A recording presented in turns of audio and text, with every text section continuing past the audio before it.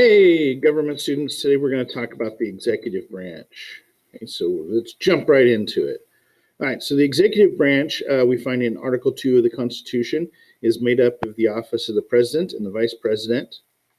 Some of the main duties or powers that are listed in Article 2 are, first of all, to enforce the laws made by Congress. So I've mentioned before about executing the law.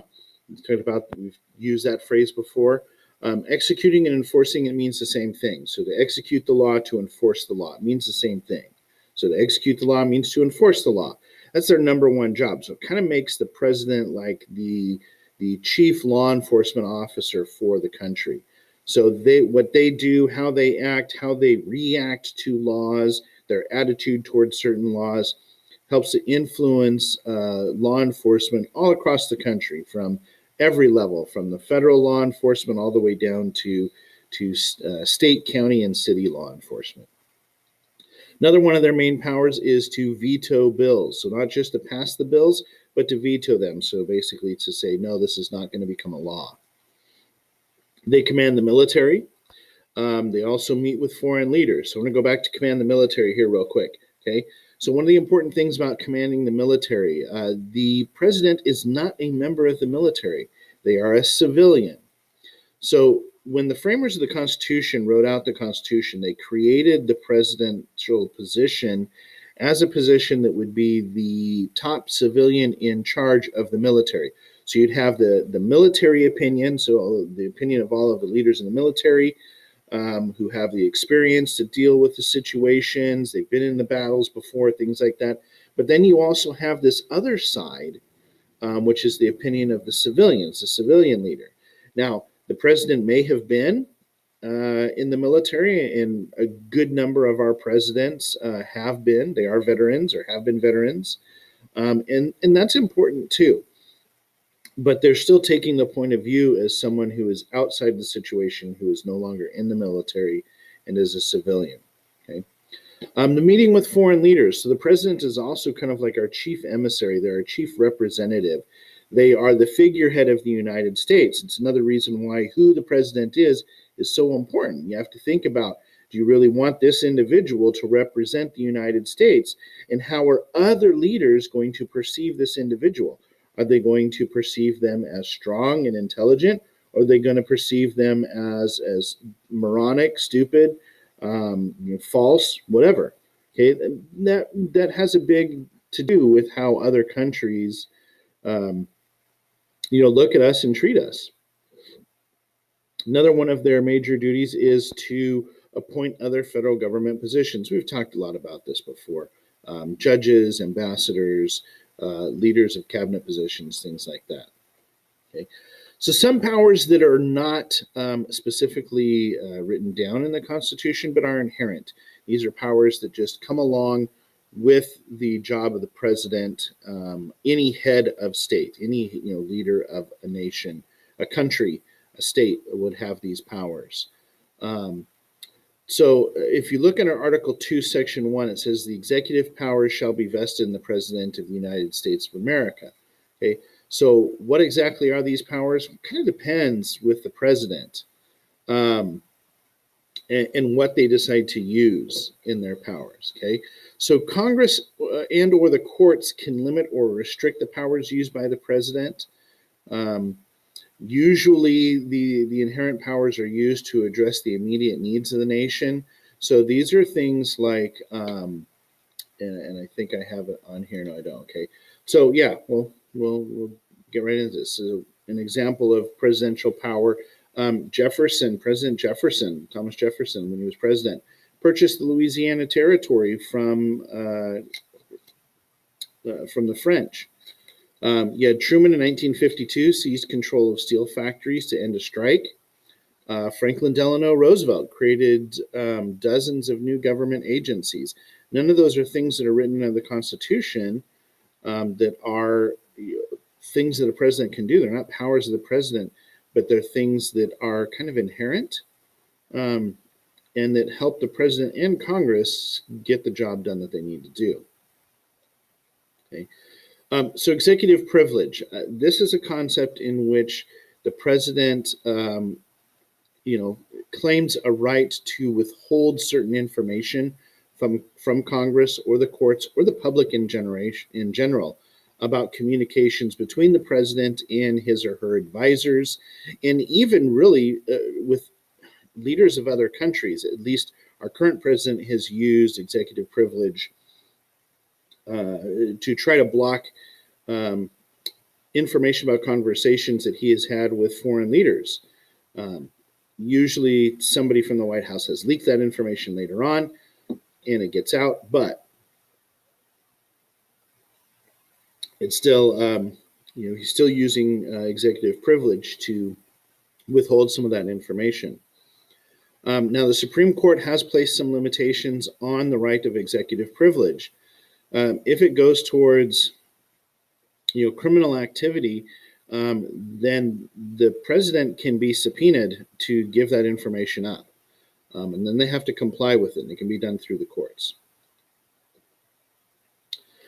Popular opinion. They claim that since they won the election, their policies and ideas represent a mandate from the people.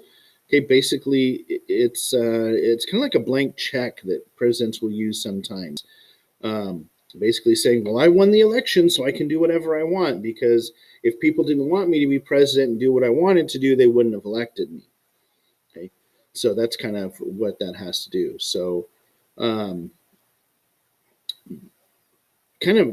gives them an open door to do almost whatever they want. Congress and the courts can still stop them. There's also the checks and balances that kind of help keep those inherent powers restricted some. So they can rule that an executive action is unconstitutional. Congress can pass legislation without executive approval. They just have to wait for the president to veto it and then pass it with a 2/3 vote from both House and Senate. The Senate confirms all appointees and treaties. So, for example, at the very end of President Obama's administration, we had a Chief Justice of the Supreme Court die. And President Obama tried to get a judge placed, just like Trump just did with Amy Coney Barrett. And since the Senate was at that time, Barack Obama was a Democrat, Senate was controlled by Republicans, the Senate refused to allow that appointee, so the person that the president suggested, they refused to even interview the individual or even put that appointment to debate or a vote at all. So they basically blocked it. So that's one way in which checks and balances can come into play. Congress doesn't have to do what the president wants. They don't have to appoint the people that the president suggests. Of course, as soon as Trump became president, within a few months, of course, the Senate went ahead, because Senate's Republican, Trump's Republican. Senate went ahead and pushed through the very first person that he put out there, and boom, it was done. When Democrats this time in the Senate, of course, they're not in control of it, they tried to say, hey, look, you guys wouldn't allow an appointment of a Supreme Court justice at the end of Obama's presidency, so you can't do it now. And they were like, yeah, watch us. And they appointed Amy Coney Barrett. So Congress must also approve the budget, and the House and the Senate can impeach the president. Okay, roles. So this is where we get to some of the more specifics about what the president does. So as chief of state, okay, that means they're the ceremonial head of the United States government, like I mentioned earlier. So this is where they meet with world leaders. They represent the nation to the world and to its leaders. They receive world leaders. That means when world leaders come to the United States, they meet with the president. They actually have to get permission from the president to be in the United States. It's a pretty important position there. As a chief executive, this is, again, that chief law enforcement position. They enforce federal laws, treaties, court decisions. They issue executive orders. That's a phrase I was trying to think of earlier. Executive orders are basically laws that the president creates. They can be undone very easily. Basically, the next president that comes in can undo them with another executive order, or Congress, of course, can undo it through voting on it as making it a law as well. They can undo it or make it permanent. They appoint, through chief executive, they appoint cabinet members, commissions, federal judges, directors of federal offices, et cetera, et cetera. Okay. And again, the Senate has to approve all of those. Here's a picture of President Trump doing some of those appointments right there. So that box next to him is copies of all the different bills that he has to sign to appoint people to certain positions. A chief administrator. The executive branch of the government is the largest branch of the government as far as number of people working within it. More than 2.7 million civilians work for government agencies, everything from the post office and DMV to CIA, FBI, all those kinds of things like that. They spend more than $2.5 trillion, that's with a T, trillion dollars a year is spent by the executive branch. And here is President Trump, Mike Pence, his cabinet members. So these are all the leaders of the executive branch. This is a very large table, and so there's about half the people you're not able to see because they go beyond what is there. You've got the one bald guy that's the closest to us that we can see. There's about 2 or 3 more people to this side of him.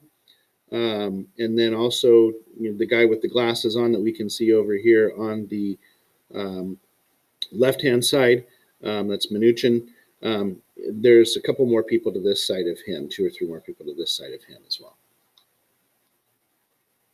All right, as chief diplomat, they're in charge of the foreign policy. Foreign policy is how we are going to treat other countries, how we're going to react to world problems, and things like that are the foreign policy.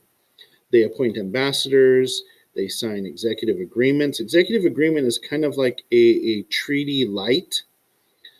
So it's an agreement with another country that the president makes. It's not completely enforceable by Congress because Congress didn't approve it. So it's not a full-on treaty. They negotiate treaties. Of course, Congress has to pass those. And also the recognition of foreign governments. So if you've been paying attention to the news, you may have been seeing that as President-elect Biden is being confirmed to be the next president, will be sworn in on January 20th of 21, so coming up here in about a month. Foreign leaders have been calling him to congratulate him. That's recognition, okay, from foreign governments. So in this case, when other people become leaders of their country, it's kind of the job and it's expected that our president contacts them to congratulate them and just to kind of start that line of communication between the 2 new leaders.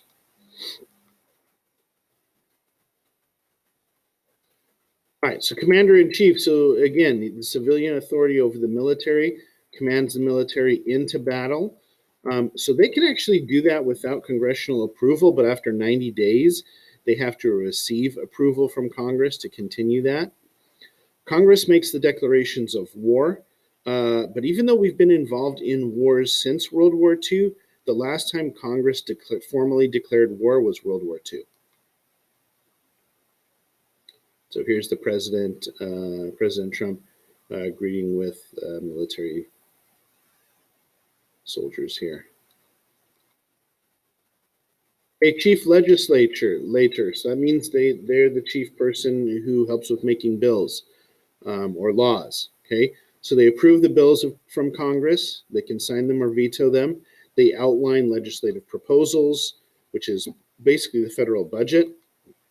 They can call special sessions of Congress, and with a 2/3 vote from both houses of Congress, they can override the presidential vetoes. Congress is not obligated to pass anything that the president proposes. Like I said before, with President Obama, the Republican-led Senate refused to pass quite a few things that were proposed by President Obama. And so, even if the House passed it, it didn't matter. If the Senate didn't pass it, it didn't go anywhere. So, yeah, that's kind of how they can do that. Head of the political party. They are the face of the party. They are tied directly to the success of the party. So the success or failure of the party is related to the success or failure to the president. So usually when we see where a president has low approval ratings and there's a midterm election, for example, you have senators and congresspeople who are up for reelection, then if the approval of the president is low, then it tends to be that that political party is not going to win very many seats in that election.